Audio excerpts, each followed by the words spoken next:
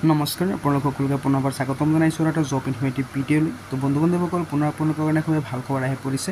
পুনৰ অসমৰ স্বাস্থ্য বিভাগৰ ফালৰ পৰা ভেকেঞ্চিৰ নটিফিকেশ্যন প্ৰকাশ কৰা হৈছে নতুনকৈ। তো আপোনালোকক এই ভিডিঅ'ৰ যোগেদি ভেকেঞ্চিসমূহ সম্পূৰ্ণখিনি জনাই দিম। যদি আপোনালোকে ইণ্টাৰেষ্টেড হয়, যদি আপোনালোকৰ অৰ্হতা মানে আপোনালোকে ভেকেঞ্চি কৰিব পাৰিব। গতিকে আপোনালোকে ভিডিঅ'টো প্ৰথমৰ পৰা শেষলৈকে চাই থাকিব লাগে, স্কিপ নকৰাকৈ। যদি চেনেলটোত নতুন আহিছে তেনেহ'লে ছাবস্ক্ৰাইব কৰি ৰাখিব এনেধৰণৰ জব ইনফৰ্মেটিভ ভিডিঅ'বিলাক পাবলৈ। NHM অৰ্থাৎ নেশ্যনেল হেল্থ মিছন আসামৰ তৰফৰ পৰা ভেকেঞ্চিৰ নটিফিকেশ্যনখিনি প্ৰকাশ কৰা হৈছে নতুনকৈ। আসামৰ স্বাস্থ্য বিভাগৰ ফালৰ পৰা ভেকেঞ্চিৰ নটিফিকেশ্যনখিনি প্ৰকাশ কৰিছে। অসম চৰকাৰৰ ভেকেঞ্চি হয়। তো প্ৰথমতে আপোনালোকে ভেকেঞ্চিৰ সুবিধাখিনি ভালদৰে চাই লওক। যদি আপোনালোকে ইণ্টাৰেষ্টেড আপোনালোকে এপ্লাই কৰিব পাৰিব।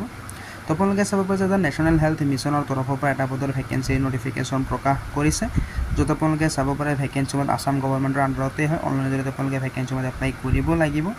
পোষ্টৰ নামটো আপোনালোকে চাব পাৰে যে ষ্টেট ফাইনেন্স মেনেজাৰ পদৰ কাৰণে এটা পদৰ ভেকেঞ্চি আছে। এজ লিমিটটো আপোনালোকে চাব পাৰে যে মেক্সিমাম এজ লিমিট দিয়া হৈছে 40 বছৰ। অৰ্থাৎ আপোনালোকে 18 বছৰ বয়সৰ পৰা 40 বছৰ বয়সৰ সকলো প্ৰাৰ্থী এপ্লাই কৰিব পাৰিব। ষ্টেট ফাইনেন্স মেনেজাৰ পদৰ কাৰণে ভেকেঞ্চিৰ নটিফিকেশ্যনটো প্ৰকাশ কৰা হৈছে। চেলাৰীটো আপোনালোকে চাব পাৰে যে 44,000কৈ দিয়া হ'ব আপোনালোকক পাৰ মান্থ হিচাপে। তো যিকেইটা ভেকেঞ্চি আছে ভেকেঞ্চিসমূহ এপ্লাই কৰিবলৈ হ'লে আপোনালোকে শিক্ষকৰ অৰ্হতাটো চাব পাৰে। যদি আপোনালোকে CA বা ICWA কৰি থৈছে, লগতে আপোনালোকৰ 3 বছৰৰ পষ্ট কোৱালিফিকেশ্যন আছে, তেনেহ'লে কিন্তু আপোনালোকে ভেকেঞ্চিসমূহৰ কাৰণে এলিজিবল হয়। নাইবা যদি আপোনালোকে CA ইণ্টাৰ্ণ কৰি থৈছে, লগতে MCOM বা MBA কৰি থৈছে, তেনেহ'লে কিন্তু আপোনালোকে ভেকেঞ্চিসমূহ এপ্লাই কৰিব পাৰিব। লগতে এডিশ্যনেল আপোনালোকৰ কম্পিউটাৰ নলেজ লাগিব, আপোনালোকৰ ৰাইটিং আৰু কমিউনিকেশ্যন স্কিলটো ভাল হ'ব লাগিব। তো এইকেইটা আছিলে ভেকেঞ্চিত এপ্লাই কৰিবলৈ হ'লে আপোনালোকৰ লগা এলিজিবিলিটি ক্ৰাইটেৰিয়া, য'ত আপোনালোকে MBA বা MCOM কৰা হ'লে এপ্লাই কৰিব পাৰিব, বা CA বা ICWA কৰিলেও কিন্তু আপোনালোকে ভেকেঞ্চিসমূহ এপ্লাই কৰিব পাৰিব। ষ্টেট ফাইনেন্স মেনেজাৰ পদৰ কাৰণে ভেকেঞ্চিৰ নটিফিকেশ্যন যি প্ৰকাশ কৰা হৈছে অসমৰ স্বাস্থ্য বিভাগৰ ফালৰ পৰা। ভেকেঞ্চিসমূহৰ এজ লিমিট আপোনালোকক জনাই দিছোঁ যে 18 বছৰ বয়সৰ পৰা 40 বছৰ বয়সৰ সকলো প্ৰাৰ্থী এপ্লাই কৰিব পাৰিব। লগতে আপোনালোকে চিলেকশ্যন চাব পাৰে যে OBC NCL কাৰণে আছে 3 বছৰ, SC/ST কেণ্ডেডেটৰ কাৰণে আছে 5 বছৰ, PWD কেণ্ডেডেটৰ কাৰণে আছে 10 বছৰৰ চিলেকশ্যন। তো ভেকেঞ্চিসমূহ এপ্লাই কৰিবলৈ হ'লে আপোনালোকে NHM যিটো নেকি অফিচিয়েল ৱেবছাইট আছে, আসাম গভৰ্ণমেণ্টৰ NHM যিটো নেকি অফিচিয়েল ৱেবছাইট আছে, তাতে আপোনালোকে এপ্লাই কৰিব লাগিব। তো আপোনালোকে চাব পাৰে যে NHM-assam.gov.in আপোনালোকে এইটো ৱেবছাইটত এপ্লাই কৰিব লাগিব ভেকেঞ্চিটোৰ কাৰণে, যিটো নেকি ষ্টেট ফাইনেন্স মেনেজাৰ পদৰ ভেকেঞ্চি আছে। তো আপোনালোকে চাব পাৰে যে 9 জুনৰ পৰা ভেকেঞ্চিসমূহৰ এপ্লাই প্ৰক্ৰিয়া আৰম্ভ হৈ গৈছে। এপ্লাই কৰাৰ অন্তিম তাৰিখ আপোনালোকে চাব পাৰে যে 20 জুন। তো যদি আপোনালোকে ইণ্টাৰেষ্টেড হয়, যদি আপোনালোকৰ অৰ্হতা আপোনালোকে এপ্লাই কৰিব পাৰে।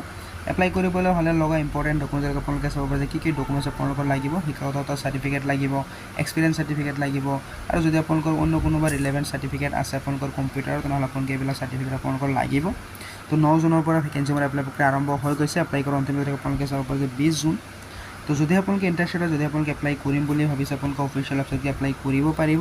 অফিচিয়েল ৱেবছাইটৰ লিংকটো মই ভিডিঅ'সমূহত দি দিম, তাৰ পৰা গৈ আপোনালোকে ভেকেঞ্চিসমূহৰ আবেদন কৰি ল'ব। লগতে আপোনালোকক যিটো নেকি নটিফিকেশ্যন প্ৰকাশ কৰিছে অফিচিয়েল নটিফিকেশ্যন, আপোনালোকক মই অফিচিয়েল নটিফিকেশ্যনটো দেখাই দি আছোঁ।